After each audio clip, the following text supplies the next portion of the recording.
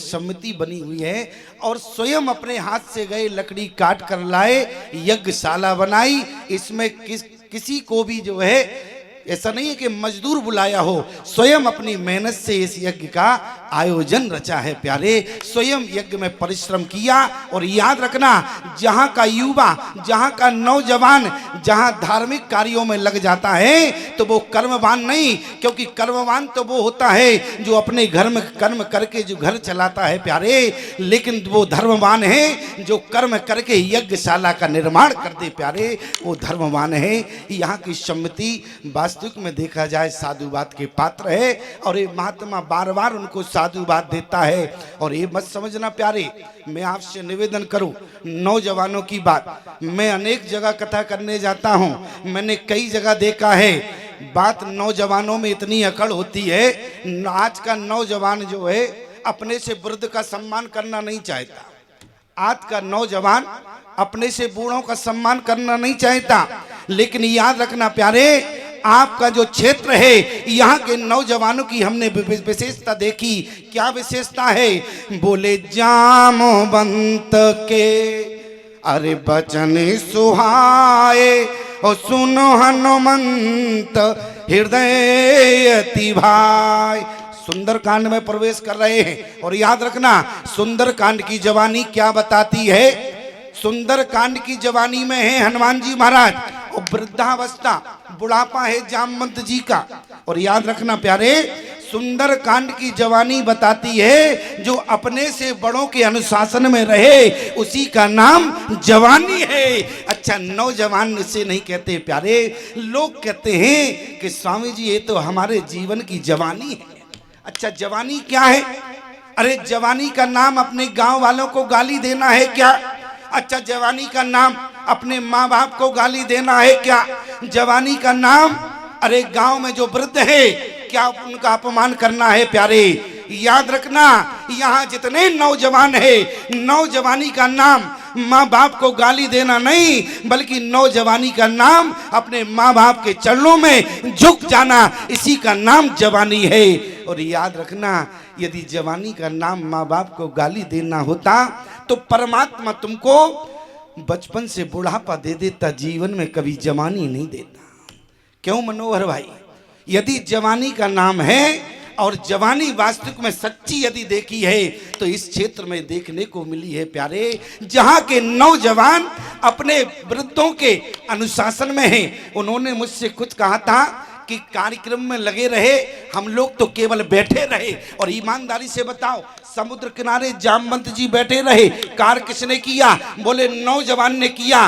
और याद रखना प्यारे, आज मुझे याद आ गया कि धन्य है यहाँ के नौजवान, इसलिए बात नौजवान की होना चाहिए। जरा विचार करना, जिस समय श्री हनुमान जी महाराज लंका में छलांग लगा करके और जैसे ही हनुमान जी महाराज उस पार पहुंचे तो बोले मंदिर मंदिर अरे प्रतिकर शोधा और देखे जैते अग्नि जोधा। आज प्यारे आप लोगों को हम बिल्कुल ये समझ लो कि बिल्कुल मलाई घोट घोट कर खिलाएंगे, ठीक है? और मैं देख रहा हूं यहां से जाओगे प्रसन्नता लेकर जाओगे। क्यों? अरे जब रबड़ी मलाई मिलेगी तो किसका मुंह सुखड़ा रहेगा? सब प्रसन्न होंगे कि नहीं होंगे? जरा विचार करना, बात गहराई की है कि श्री हनुमान जी महाराज लंका में गए। सब जानते हैं कि पूरी रात भटकने के बाद बोले मंदिर मंदिर प्रतिकर शोधा देख जयते अगणित जोधा गयु दशानन मंदिर माही अति विचित्र कही जात सुनाई शयन किए देखा कपिते ही लेकिन कहूँ न दीख मंदिर बेदे। अब विचार करो, जब हनुमान जी को भक्ति नहीं मिली तो क्या हम इतने सामान्य व्यक्ति हैं कि आसानी से मिल जाएगी? क्यों? श्री हनुमान जी से किसी ने कहा कि पूरी लंका में तुम रात भर भटकते रहे और जिस समय त्रिकूट पर्वत पर श्री राम जी ने कहा, बोले प्रभु कहे ससीमाओ अरे मैं चकताई और कहो काहे निज निज मति भाई। जिस समय राम जी ने कहा त्रिकूट पर्वत पर कि चंद्रमा में एक काला काला दाग क्या है, तो ईमानदारी से बताओ। सब भाइयों ने अपना अपना मत प्रकट किया, लेकिन याद रखना श्री हनुमान जी ने भी अपना मत बताया। चंद्रमा में जो काला काला दाग था वो श्री हनुमान जी को राम जी की मूरत दिखाई दी। अरे जब राम जी को चंद्रमा में देख सकते हो तो क्या लंका में जाके भक्ति को नहीं ढूंढ सकते? क्यों, जरा कल्पना करो। अरे चंद्रमा में जिसने राम जी की मूरत को देख लिया हो और लंका में जाके बोले कौन न दीखा मंदिर बेदे। याद रखना प्यारे, भगवान का दर्शन सामान्य है, भगवान का दर्शन सामान्य है, लेकिन भक्ति मिल जाए ये बड़ी दुर्लभ बात है, बड़ी मुश्किल है। तो भक्ति आखिर में कैसे मिलेगी? बोले राम जी के चरणों से जिनका संबंध डायरेक्ट है, डायरेक्ट जिसका भगवान के चरणों से संबंध है, लंका में जाके जब वो व्यक्ति भक्ति को नहीं ढूंढ पाया तो भला मैं कैसे ढूंढ सकता हूं? बोले मंदिर मंदिर प्रतिकर शोधा और देखे जयते अगणित जोधा। गयो दशानन मंदिर माही अति विचित्र कही जात सुनाई। शयन किए देखा कपिते ही कौन दीख मंदिर बेदे। लेकिन श्री हनुमान जी को भक्ति का दर्शन नहीं हुआ। पूरी रात घूमने के बाद जब ब्रह्म मुहूर्त आया तो ब्रह्म मुहूर्त में जब हनुमान जी को संत का दर्शन हुआ प्यारे, तब भक्ति का मार्ग मिला। याद रखना, जब तक जीवन में आपको संत नहीं मिलेंगे, जब तक आपका जीवन संत के चरणों से नहीं जुड़ेगा, संसार में कितना भी भटक लेना लेकिन भक्ति से साक्षात्कार नहीं होगा। जब तक संत न मिलेंगे तो हनुमान जी को लंका में कौन से संत मिले? जरा देखो क्या कहा। बोले तब हनुमंत अरे कहा सुनो भ्राता और देखी क्यों जाने की माता। जिस समय विभीषण जी से कहा कि तुमने माता जानकी को देखा, विभीषण जी ने कहा बिल्कुल देखा। बोले मैंने माता जानकी को लंका में देखा है, पता भी मुझे है। तो हनुमान जी ने कहा कि शीघ्रता से बताएं और ईमानदारी से बताओ कि पूरी रात घूमने के बाद जब हनुमान जी को भक्ति न मिली तो विभीषण जी ने भक्ति का मार्ग बताया कि नहीं? अब विभीषण जी कौन है ये बताओ। मानस के सिद्धांतकारों ने क्या लिखा है, विभीषण जी को क्या कहा? बोले विभीषण जी केवल एक ऐसे पात्र हैं मानस में जिसको दो दो डिग्रियां प्राप्त हैं। कौन? एक तो साधु की और दूसरी संत की। विभीषण जी कौन है? पूरी मानस पढ़ना, भरत जी को संत नहीं लिखा, लेकिन विभीषण एक ऐसा पात्र है जिसको संत भी कहा और साधु भी कहा है। लेकिन कब तक साधु है, कब जाके संत हो गया, जरा विचार करना। बोले साधु संत के अरे तुम रखवाले। हनुमान जी महाराज साधु संतों के रखवाले। जरा विचार करना कि जब तक विभीषण जी नहीं मिले तब तक भक्ति का पता श्री हनुमान जी को नहीं चला। विभीषण जी सामान्य नहीं है, विभीषण जी संत हैं। और साधु और संत किसे कहते हैं? साधु वो है प्यारे जो साधना के पथ पर है। जब तक साधना के पथ पर हैं, जब तक साधना के मार्ग पर हैं, तब तक आप साधु हैं। और साधना करके जो भगवान के समक्ष पहुंच जाता है वो संत हो जाता है। इसलिए विभीषण जी जब तक लंका में रहे तो साधु अवज्ञा अरे तुरतो भवानी और कर कल्याण अखिल के हानि।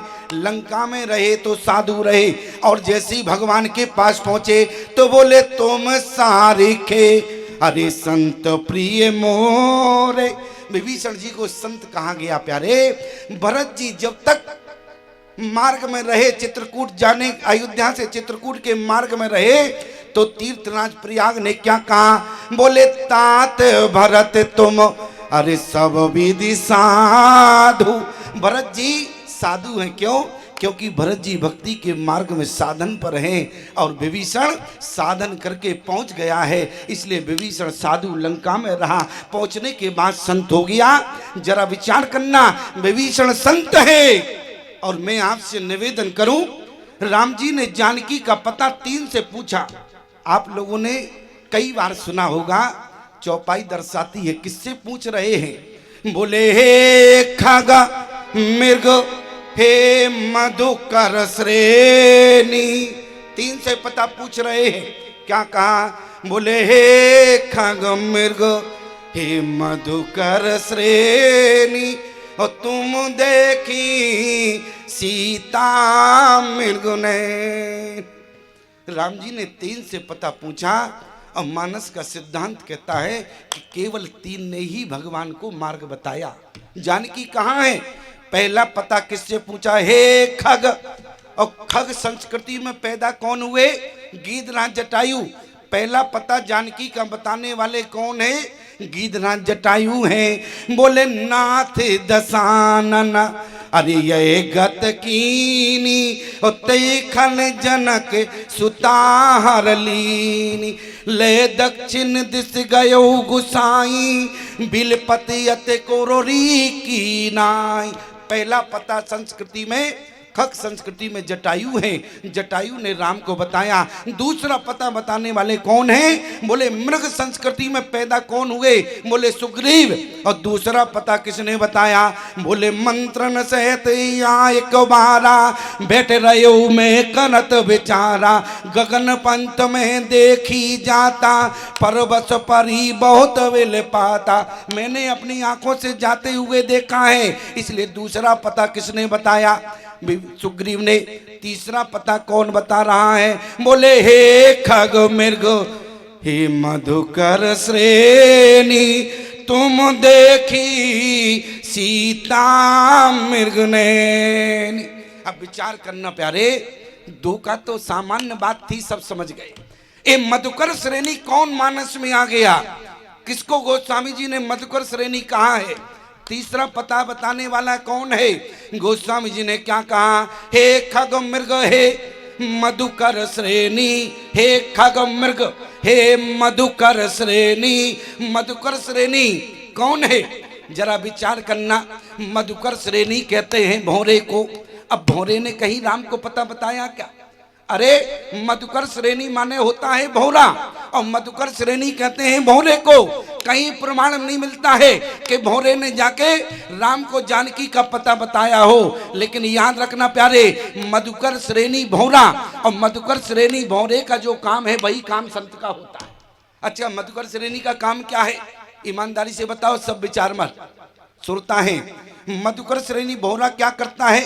फूल में जाके पराग की तलाश करता है, लेकिन पराग तलाश करना ही उसका कर्म है, लेकिन उसका काम क्या है? बोले गुन गुन गुन गुन गुन गुन। क्या करता है? भौरा करता है कि नहीं करता? इसी प्रकार से प्यारे, संत का काम समाज में विचरण करना है। और याद रखना, आज मैं देखता हूं कि समाज में कुछ महात्मा ऐसे पैदा हो गए कि बिल्कुल गांजे के बिल्कुल। कुछ लोग कहते हैं बाबाओं को जब तक गांजा नहीं मिलेगा तब तक काहे के बाबा। तो याद रखना, गांजा लगाने वालों को महात्मा नहीं कहते, गांजा लगाने वाले संत नहीं। और याद रखना, बोले संत किसे कहते हैं जरा ये समझना। बोले हे खग मृग हे मधुकर श्रेणी। मधुकर श्रेणी, मधुकर श्रेणी कहा गया है भौरे को।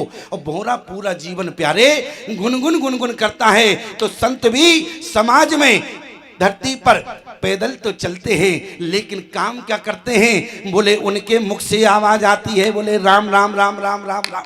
संत करते कि नहीं करते? इसलिए मधुकर श्रेणी और संत दोनों गोस्वामी जी ने एक जैसा बता दिया। इसलिए क्या कहा है? बोले सादर कहाई सुने बोधो त्राही। मनमुखी मन से नहीं बोल रहे हैं प्यारे, प्रमाण है। कहाँ लिखा है कि मधुकर श्रेणी संत है?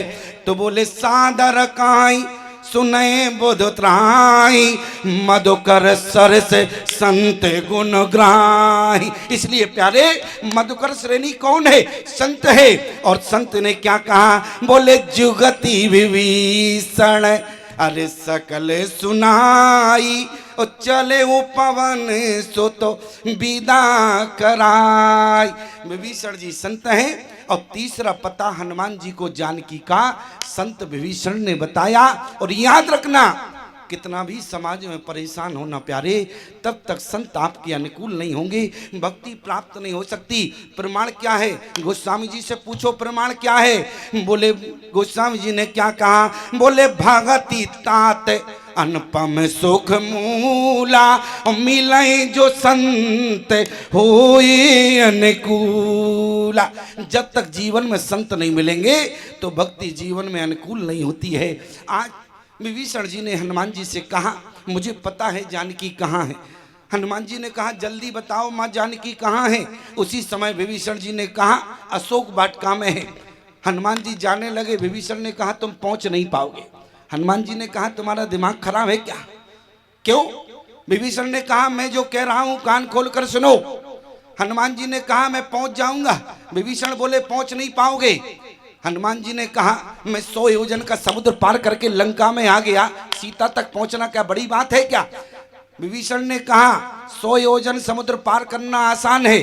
कई आते हैं संसार से आकर जो है मरकर चले जाते हैं, लेकिन गारंटी नहीं है कि उनको भक्ति मिल जाए। समुद्र पार करना आसान है, लेकिन भक्ति तक पहुंचना बड़ा मुश्किल है।